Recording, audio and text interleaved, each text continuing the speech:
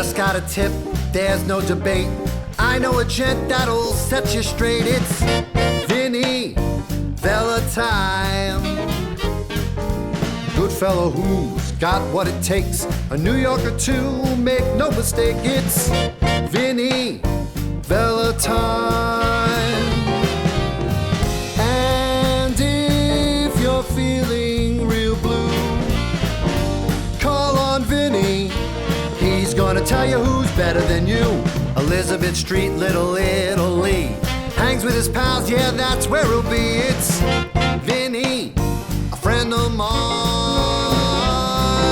Stand-up guy from the Lower East Side. Take it from me, he's one of a kind. It's Vinny Valentine. Who's better than you? Hello everyone, Happy New Year. I am your host, Carisa Clark today. Hope that you're doing well and you're feeling A-okay. So last week, hopefully you did tune in. You got to catch this wonderful episode with a very dear friend of mine by the name of Mr. Paul Howe. We go back years. We lived in Manhattan, kind of running around the city together, enjoyed many a fine meal, which I'm sure a lot of you do anyway. And if you don't live in the area, make sure you know about Manhattan and make your way here. The food's amazing. Great combo, yada, yada. But nonetheless, he's such a favorite of mine, I had to invite him back. We're just kind of really picking up where we left off because that only just kind of makes sense. I'm a huge fan. I'm a huge fan because he's just really evolved. You know, he has a really cool story. He shared a little bit of himself last episode. And he found music. He found his passion. And I think that's one thing that we do have in common. And I hope that you at home have something that really just, you know, something that is just for you, that really excites you, that makes you excited about your life, that makes you want to get up every day. Me being here and doing this, and I have a radio show that does air in Long Island. I have another talk show in Long Island that's just my own. I do it, I get up very early, and I love it, and it makes me very excited, and I hope that you have that for yourself, too. My friend Paul Howe here, he loves to sing. He loves to jam out. I think it's been very cathartic for him, don't you think? Quite. And I'd like to introduce again Mr. Paul Howe, very, very dear friend of mine, yes. Honored, so honored to be here again. I want to talk about like the passion project aspect of you being a musician. I know that we did speak last episode because you have a very cool story. You know, you come from Korea and you made your way here. And I think through losing your mother and you were adopted and you're brought here to the States, so that's how you ended up here. In all of that, you're also adopted into a very large family. You have lots of siblings. Yes. Right? Yeah, my mother had 4 of her own and she adopted 5 of us. Like what? Crazy. One from India, I'm from Korea. We have one from India, one from Vietnam. Wow. One from South Carolina, which isn't really a country, but a separate country. But but I get your point. yeah, and wow. yeah, it was a very, very eclectic family. Yeah, that's wonderful. Yeah. And where did you find music and all of that? When? Yeah, so what's interesting is, so I was in an orphanage for a couple of years, between the ages of 7 and 9. And one of the requirements in the orphanage, but this was in South Korea, was that you learn 2 things. If you were going to America, if you're going to be adopted to an American family, you want to know at least the language. So we were taught how to type the English alphabet, at least, even if you didn't understand what the words were. And which, by the way, I was horrible at. I was horrible at typing. And piano lessons. Yeah, and I can't really say that I was really in love with piano or really with music in general. I just did it because it was a requirement. And so when I finally got adopted, when I found out I was adopted, I wrote a letter to my adopted family to let them know how much I love piano playing. And so they just happened to have a piano there, so they made a connection that I somehow wanted to be. When you showed up at the house, pianist. You're like, oh great, a piano. Yeah. I mean, honestly, I just wrote that, in the letter I wrote that because I felt like I was supposed to. Of like course. Say, you know, like, hi family from America, I'm Paul, and I'm so happy you adopted me, and I love piano, and I love the color red, and you know, so you know, you just like say things that like, but I don't necessarily know if those were really in my heart. Well, you're 9 years old. Yeah. Just you know, still confused and still trying to figure myself out, but. Anyway, it was a great happenstance that that all occurred because when I came to the States, I found my first Billy Joel record. Ooh. Yeah, Billy Joel was my first first American wow. artist, and I fell in Did love that with just him. light you on fire? Yeah, I fell in love with him and his music, and so I would listen to him. And I gotta tell you, now looking back, I realized that it was also my saving grace. You know, all the things that have happened to me in Korea, with my mother being killed and ending up in an orphanage, and so much stuff that happened. Music gave me a reason to live. I mean, not just survive and eat food and sleep. I mean, like a passion, like, because Yes. living isn't just about like living, right? It's not. It's about being excited about waking up every day. And then if you're not excited about waking up, how can you be grateful that you're awake? Exactly. About Right. something. About At least something. about something. Even if it's like It could be vacation. anything. It could be anything. Something. It could be And anything. I really didn't have anything. Yeah. And that was really one of the first times that I felt that. And then, of course, the second time I really had that was when I had my first drink. And drinking became a fantastic passion of mine, and other things that came along with it, which can be distracting. Very distracting, and drove me down. But the one thing that I've come back to, and that's healthy for me, and healing, is music. It's something that I can have for myself that helps me. It's something that I can share with people to uplift them, in their difficult moments. And so last week when you sang two songs, I really love your music, and I've said that to you. And at the end of the day, I don't ever say anything I don't want to say. I would probably find a nice way to say something, but really, I mean, I really mean it. I really do mean it, and I love your songs. And first of all, I can't tell you how much that means to me, and at the same time how difficult it is for me to trust that. Like, I love you. Like, you're one of my dearest friends, and yet when you say that to me, it's so difficult for me to embrace that, and I really have to come into consciousness and really listen to you and really open up. Well, it's interesting because when you have conversations with me, you'll sometimes say, Carisa, hear yourself. What you just said is really profound. And sometimes I actually have this sensation, like the visual of when you're a performer or when you're an actor, you have to kind of put your shoulders back and you have to receive. I have to open my arms. It's almost like an embrace, but it's a verbal one. And if you were to come in, if someone comes in to hug me, as long as I want to be hugged, I'm going to hug the person, right? You know what I'm saying. Yeah, totally. But I try to allow words and kindness to be just like a verbal hug. Or sometimes if something is just really kind, that kind of hugs my heart. Like when I don't know how to say that really deeply affected me, it just hugs my heart. Right? And to just allow, sometimes it's just about trusting. You just have to trust the people around you to take care of you and to be able to guide you, You had the two songs that you sang last week. Tell me the names of them again. The first song I sang is called Funny. And then the second song is called Set Me Free. Okay. So tell a little bit about, just touch base quickly on both of those songs. So Funny is like basically the story of my life. I mean, it isn't really funny, but that's ironic. The irony. That I could go through all these different things. Yeah. And so I mentioned, my dealing with drug addiction and alcoholism. That I've had to deal with, the loss of my mother, my father leaving. So I do mention those things, and the kind of imprint that it left me. But hasn't funny that are I you survived saying that you through it. wrote the song? I wrote the songs, yes. Oh my gosh. You wrote the song? You wrote the song? Yeah. It is so good. Oh. I didn't know that you wrote the song. No. Because he's going to jam out a little bit later, and you'll know the song is one of my favorites. It's so good. Oh, good. Oh my gosh. I'm so, wow. I mean, talk about, you need to give yourself that kind of, just please receive that. Yes. It's so good. There's no way I could ever do that. And people can't do what you just did. Okay, so obviously you have to go back and watch the other episode if you didn't catch it. So good. Okay, and then Set Me Free. It's a beautiful song. I love it. And then what's that one? I know it's your spiritual vibe. So it really is about. I think that everybody's going through something that they wish they could overcome. Sure. It could be a relationship, a job, right? The list goes on and on. And it could be small. It could be large. And this song is about inspiring you to know that, number one, you're not alone. That there's at least one other person right here who's trying to free himself from the wreckage of my past. The things of my past that want to hold me down. And to break free from that so that I can have experiences that are in my dreams. Don't you love that? I love that. Paul. Yeah. And we all deserve it. I we all totally deserve to be agree. happy. Oftentimes, like the mantra, what I hear in my head is, why can't I? Oh, Why God. can't I? It's like, that's so funny. When you just mention that, like, What? whenever I see these movies, like, for instance, let's say Star Wars with Luke Skywalker, and then Luke Skywalker defeats evil and blows up the Death Star and does all this stuff, right? Right. And it's like, at the end of the movie, I'm so pumped up. I'm like, yeah. But then, like, the next morning, it's gone. That excitement is gone because it's not happening in my life. It's just an idea, and it's a great idea, but just like what you said, why not me?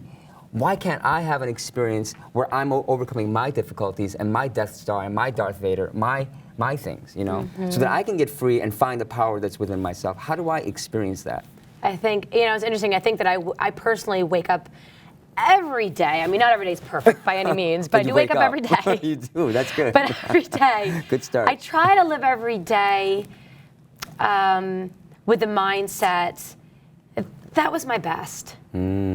And not every day is easy. I mean, I have a 3-year-old at home, and it's trying, and I love her so much my heart could burst, but it's very hard. And because when they're thriving, they're so articulate, it's exhausting.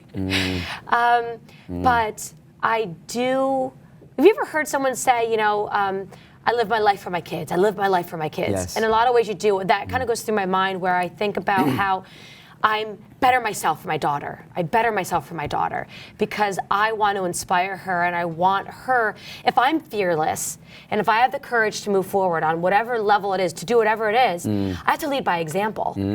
I can say, anyone can talk a game, That's but right. your truth is in your behavior. Yes. And so, Yes. and I think maybe I've said this before, I don't know. We were talking on the phone about what concepts for the show, and what we were going to talk about in the analogy of running in the rain. And the analogy of running in the rain is, who wants to run in the rain? Nobody. Right. It's hard, it's Right. uncomfortable, it sounds pretty depressing, totally miserable, you're soaked, you're cold, depending on what circumstance you're in. Running in muddy puddles, and oftentimes you have to get out of a warm bed to run in the morning, et cetera, et cetera, et That's cetera. right. And anyone could come up with any excuse in the world to not do it. So running in the rain is a great analogy for the people who succeed are the people who do it when it's really, really hard. It's really hard, when it's uncomfortable, when you're really afraid, when it's inconvenient, when it's really early in the That's morning. right. When That's it's really right. late at night. That's right. And to do it to kind of keep that, like, tending to a fire. That fire inside of you, you have to tend to it and tend to it. And I do have a fireplace at home in my Speaking of house. fire. And you ever tended to a fire? It takes a lot of attention and time. I've actually gotten pretty good at it. You have to turn the fire over, you have to shift it around, you have to blow oxygen on it, you have to do a lot to keep yourself I can warm. imagine right? you. Like, I am. I've gotten really good at it. the facial expressions as you're turning the But it's log like- over. But it's like your life and your passion. You have to tend to yourself so that you can give to others too. Otherwise, you become very depleted. 100%. So you ended up having this piano at the house of your adopted parents, and you started playing. You fell in love with Billy Joel. Yes, I did. Now, when you were growing up, like in elementary school, high school, did you ever perform, or were you kind of quiet and reserved and did it at home? It's funny. Thank you for asking. Actually, I was very reserved and quiet, and I didn't let people know that I was interested in anything, really. I mean, music, girls. No, I mean, I just so afraid for so long. But there was this one moment when I got to shine, and that was in high school. I was a piano major at a school of the arts. And of course, at the end of the year, you do a school a recital. Yeah. And I remember going to see one of my friends doing recital, and I thought, that is so boring. You sit there and you play a Bach or a Beethoven or a Mozart or whatever, and then this is my piece now. This is what I'm going to play. And then I just thought, I don't want to do that. I It's want just, something interesting. it's so not. So I had this yeah. idea to mix a band, like band music, rock and roll, pop music, maybe some jazz, with classical piano. So I had a stage where I set up the band and they would wait for me. I would play a classical piece and then I would jump on stage and we would rock out. I would come back and play another classical piece. And people loved it. People loved it. And we packed the house. People were super excited. We got a standing ovation. It was like so much. That was my one moment of like letting people know. And your eyes still light up about it. Oh, yeah. You know, Yeah. that was the time you really felt joy. It really was, right? Because I get to be my authentic self and I get to show people what's really inside of me that I've been so afraid to let you see because of the judgments. I just fear of rejection. I can promise you that not everyone's going to like you. And I can promise you that people will judge you because that's just human nature. Yes. 100%. I promise you that will happen. It's guaranteed. It happens to every single one of us. all of the time. But I think a lot of it is they're just not your kind of person. They're just not your people. You know, and to be able to go where kind of like the warmth of the light attracts you. That's right. You know, and sometimes they're just roadblocks that say, nope, that's not the turn. Nope, that's not the way. That's right. You know? That's right. And what ultimately we're doing as artists is we are offering. It's really, I know we're people too, and we have feelings, and we get attached, I get that. But I feel like our ultimate task is just to offer. And when you offer somebody something, it is not your place to really be concerned about whether they take it or not, or how they take it. Or how they feel about it. It's for them. It's for them to. It's only for them. Like, because I've got mine. I'm just gonna offer you, like, I got 2 cookies, I have 1, and I got an extra one. Here you go. You want it? You don't, I don't really care. I'll give it to somebody else, or I'll keep it for myself for later. And that's how it's for you to feel about the music. That is, yes, that is what. And it's so subjective, because someone could listen to your music one day and not be in that mood. And then the next day they could listen to your music and just they could just. That's a very good point. Because it is also subjective, and every day we all feel a little bit differently. Yes. I mean, I know as an actor prepping for roles, part of it is music. So if I have to have a character that's going to be dark and twisted, I'm going to find something that's heavy and depressing, et cetera, et cetera. And then if I have to go into an audition, like for a commercial, and I remember one time about this funny story, but I went in for a Verizon commercial down in the Village, and I'd gotten a couple callbacks, you know, I guess to be like the face for Verizon and do something very salesy. And I had the happiest music on in my ear. I was skipping down like 21st Street, like literally skipping. Like, what, you know what I mean? Just like, because I had to get to that place of, for it to transfer through camera. And when I started, you know, I had to prep. It doesn't mean that I woke up that day feeling like that. It doesn't mean that I really wanted to go on audition. But it meant that I was doing it, and it's my responsibility to get myself there. Running in the rain. And running in the rain, 100%. Running in the rain, I was saying this, a radio station, I have a live radio, 90.1 FM. On Friday mornings, I get up at 4:30. I'm there live at 6 a.m. You know? Are you live at 6 a.m.? Yeah, I'm live 6 to 8. I'm pretty dead at 6 a.m. I don't know. You're in dreamland. I'm out. But I love it. I love it. You know, and now just speaking of not being afraid, I was afraid to do radio for a while because I was afraid to have an opinion, because what if someone didn't like me if I had one? Yes. And then who would I offend? And then being combative, and I'm not a combative person. And then I realized, well, if everybody else thinks that it's okay that they have an opinion, and it's okay to have an opinion, it's totally healthy. I mean, you know, but if everyone's allowed to have an opinion, then I most certainly have an opinion. Absolutely. And I can most certainly say what it is that I think. And granted, my words are choice, and there's some things I don't really need to discuss or really care about. But it's okay. And even for the radio show, sometimes I stay up very late, or I get up very early, even earlier, so that I educate myself on the topic at hand, and I go on air and speak about it live in an educated manner. Right? I have to be researched and well-read to know what I'm talking about. That's right. Right? That's right. So you work on the inspirational aspect as well as I get up when it's dark in the morning, my friend. Because I think it's about the journey, and I think that it is about all the hard work, because when I get to where I want to be going, if I didn't work hard for it, does it really matter? I don't know. I don't know, you know? So you had a joyous, wonderful moment, and do you feel like you're always looking for that similar vibe, or does that authentically always speak to you, so that when you know that you play live, et cetera, that you're going for that? So I've always have this, I don't know, you want to call it a fantasy or a dream or something to look forward to, but that I will do that again, but on a bigger stage with more people and a big greater impact, where I get to do something that is unique to me, an idea that is mine, and I get to share it with the world and create an impact.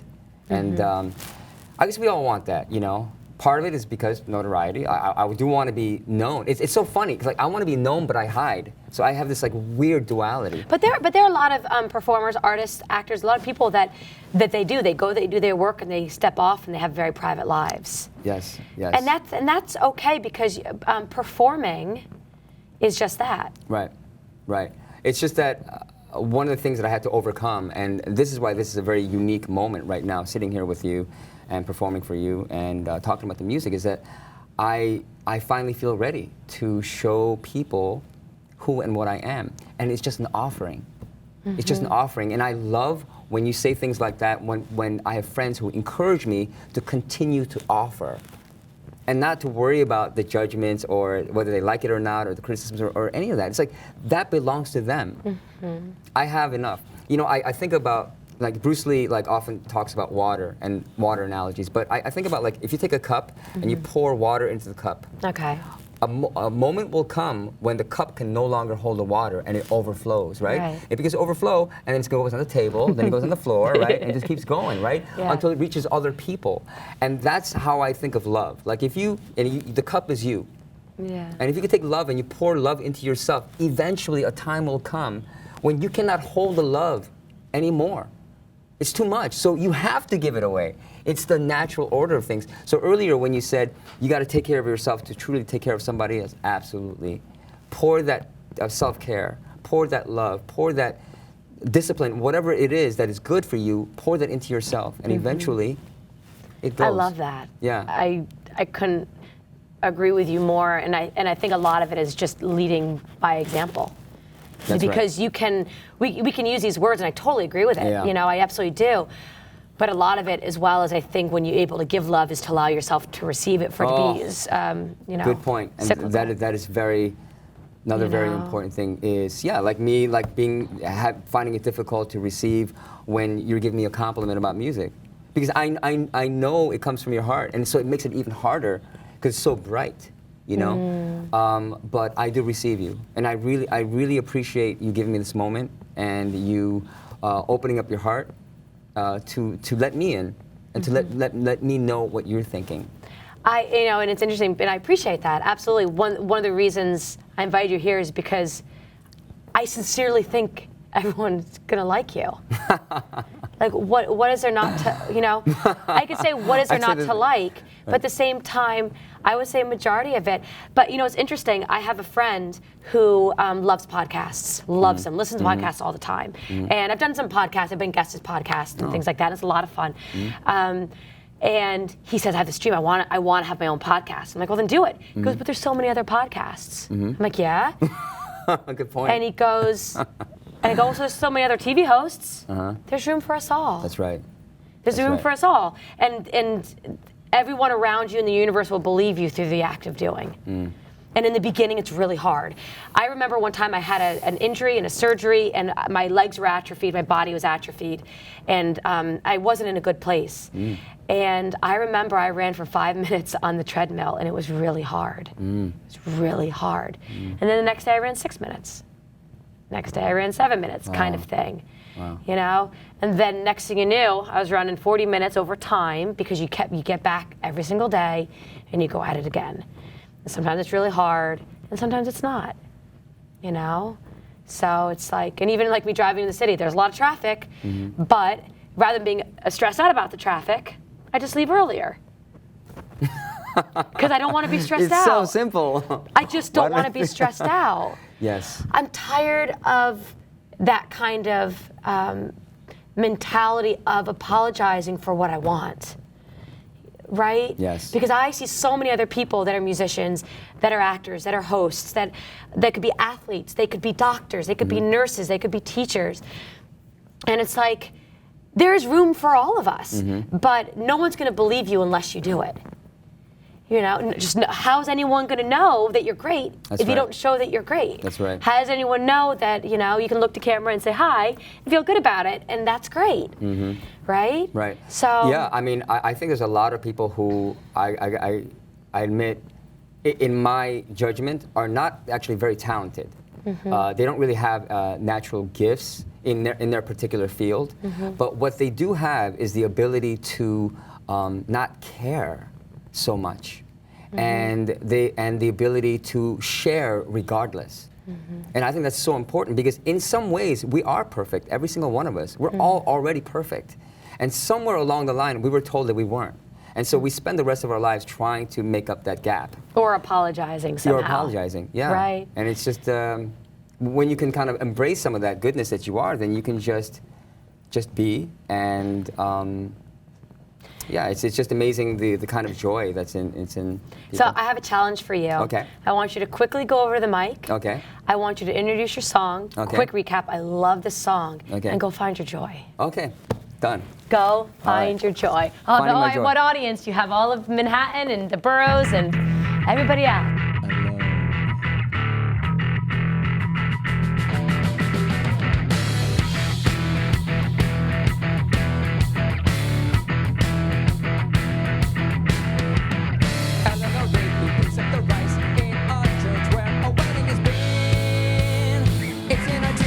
At the window wearing a face she keeps in a jar by the door. Who is it for? All the lonely people. Where do they all come from? All the lonely people. Where do they all belong?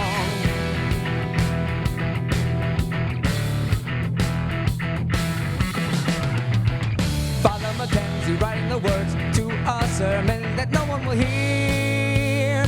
Nobody's near. Look at him working, darning his socks in the night when there's nobody there. Nobody cares. All the lonely people. Where do they all come from? All the lonely people. Where do they all belong?